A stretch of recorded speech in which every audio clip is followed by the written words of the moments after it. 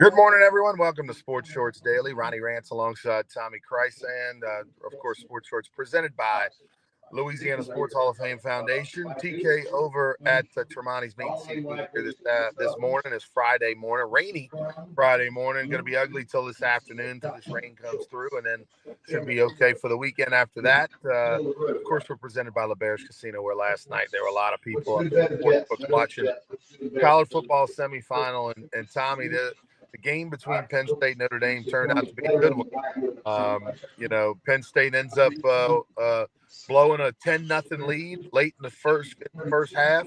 They were in total control for most of that first half until the very end, and then all of a sudden, in the second half, Notre Dame showed the grit and the toughness that beat Georgia. Sort of that same defense and moving the chains, and I don't know where it came from. I don't know how Notre Dame won, because they seem to me like they've got a terrible offense, but somehow they get another big win. A lot of people said Penn State looked like the better team, but they didn't win the game.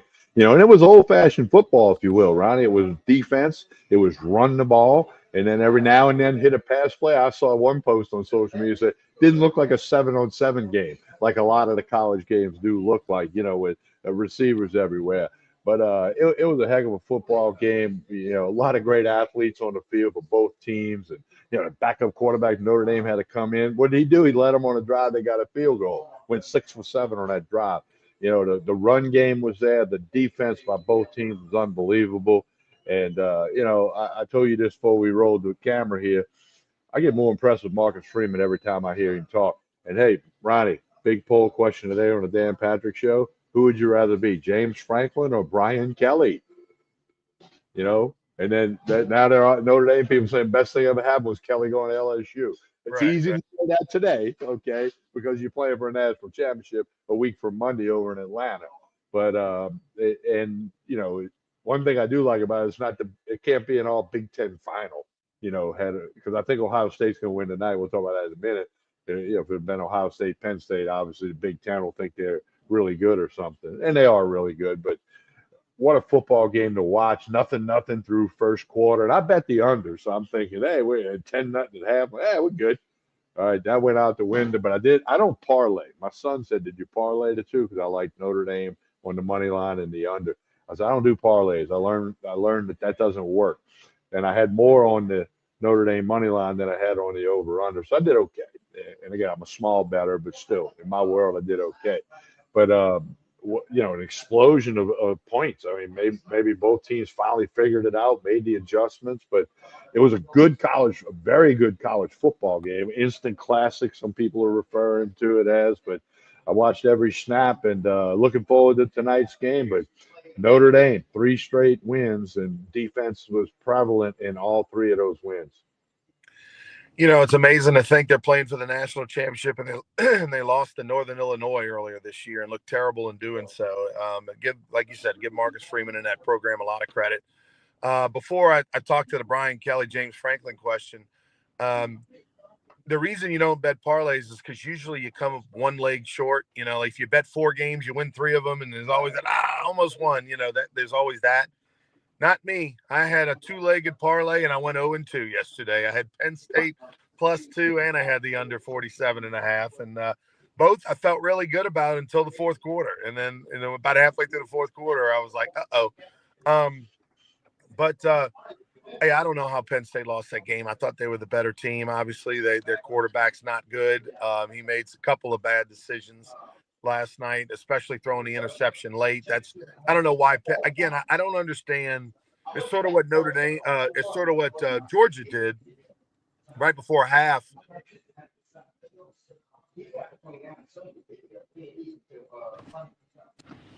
It's sort of what Georgia did last week, right before half against Notre Dame, when they decided, hey, with 30-something seconds left, we're going to try to move the ball down the field on our own 25-yard line or whatever, and they get sacked and fumble, and of course it changes the game.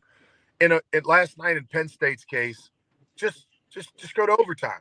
Just go to overtime. If all of a sudden you pop a run or something, that's different. But like, what's more likely? That you make a mistake, get sacked, fumble, throw an interception, whatever, get them the ball back some kind of way, or that you drive 50 yards and set up a field goal. You know what I mean? Like, so it always blows my mind. It seems like in the last 5, 6, 7 years, coaches are more gamblers. They go for it on fourth down more. They don't take the field goal. They try to get the touchdown. They do stupid things because I guess for the first 100 years of football, now somehow some nerd on a computer deemed the analytics that, oh, that's wrong the way we've been doing it for 100 years. Let's change it. Because 10 years ago, Tommy, Penn State runs the ball a couple times or whatever it does and goes to overtime, and and they don't hurt themselves in the foot. You're right about the fourth down thing. I mean, years ago, nobody would have thought about going for it on 4th and 2 from your own 39. And I'm just pulling a hypothetical number. Now they go for it, and even, and I'm talking about in their side of the field. It's one thing to go for it on the other team's 39, if you field goal kicker or the wind or whatever. But, so yeah, no, it's definitely an offensive game. And analytics, I know, can be beneficial, but at times, like you said, if you go against 100 years of proven statistics that are successful, and you go against that, it can bite you in the ass. And it has done that to many a team all season long. Tonight, Ohio State and Texas. As much as I'm an SEC homer, no matter LSU or not, I don't know how you bet against Ohio State. You got to give up the 6 points, give up the touchdown.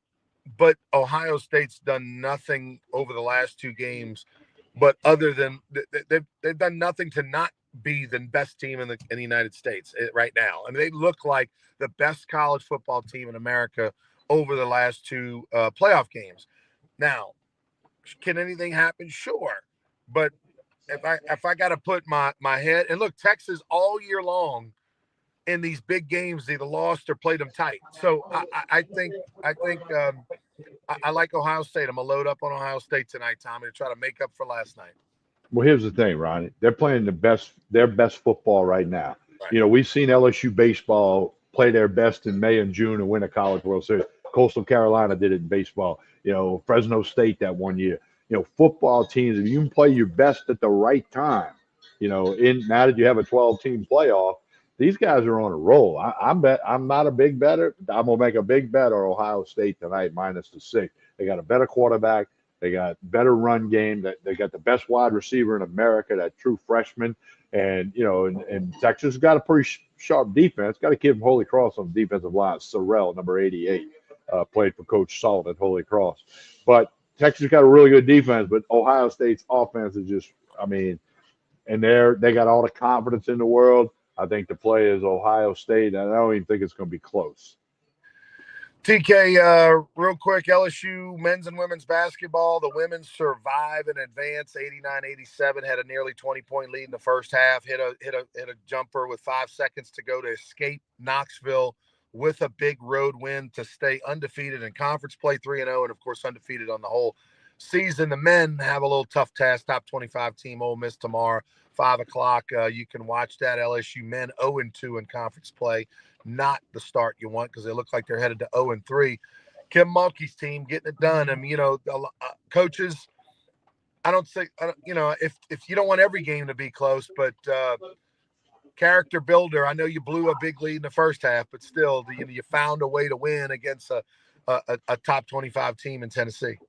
Well, they're 18-0, 3-0 in league play, and they'll host Vanderbilt Monday.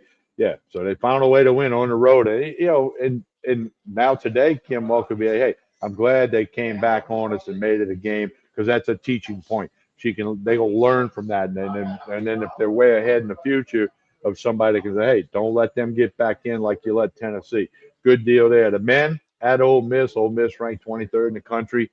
That could be a tough one at 5 o'clock tomorrow up in Oxford. So, and then of course the old saying when even comes from when LSU women's basketball wasn't all that good. Ready for baseball season. A lot of people talking Jay Johnson and LSU baseball. Yeah, I was with Coach Jay Johnson yesterday.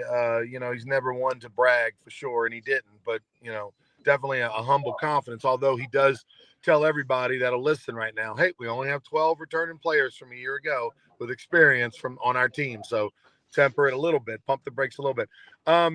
I want to get two thoughts from you on the way out. And of course, Sports Church Radio tomorrow morning, 10 to noon. Tommy and I will be La Bears, right? Tomorrow. Yeah, we'll be at the sports book in LeBairs, live and in color. Come see us. Um, One, I want to get your reaction. Did you watch the LS? Did you watch the golf earlier this week? The Tiger Woods inside the whole dome thing, and then also news out of the NFL about the Monday Night Football playoff game coming up. Well, first off, I noted that golf thing was happening. I didn't watch it. I saw a couple of highlights. I read some mixed reviews. Some people say it's fast and fun, and it's like a stadium thing. You know, when Tiger Woods pumped his fist 25 years ago and the crowd went nuts, the old timers like, oh, you can't do that at a golf course. You got to do the golf clap, you know, the little bitty clap.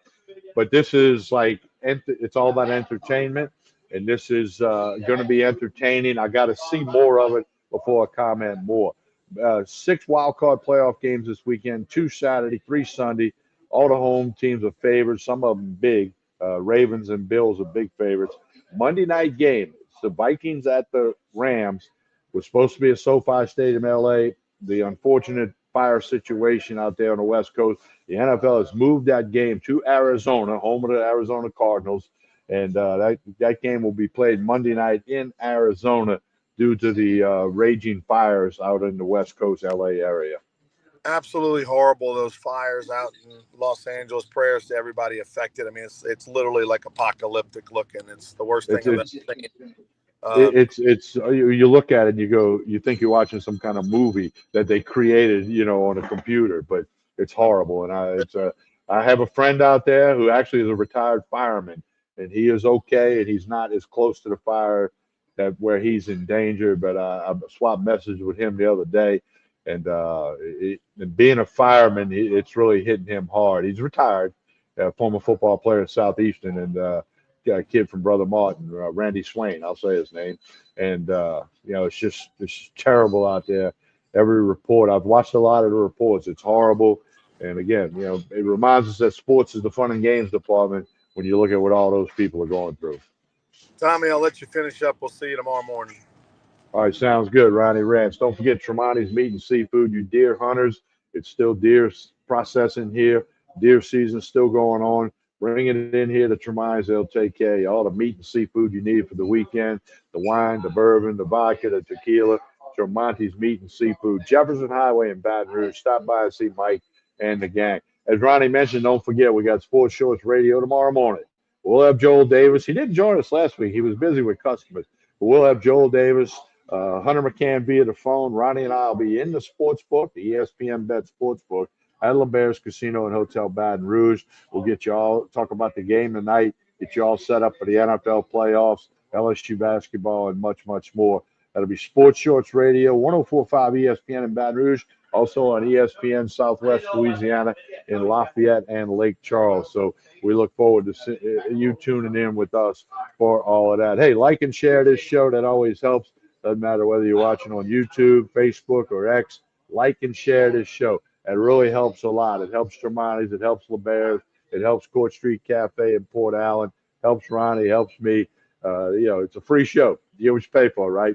But anyway, like and share it. Please do that. Tell people about it. As your homework assignment for the weekend, tell people about Sports Shorts Daily, Monday, Wednesday, Fridays, right about 9 a.m., a few minutes after. Been doing it for a long time, and we enjoy it, and we appreciate all the comments and the people who do like and share it. So do that for us.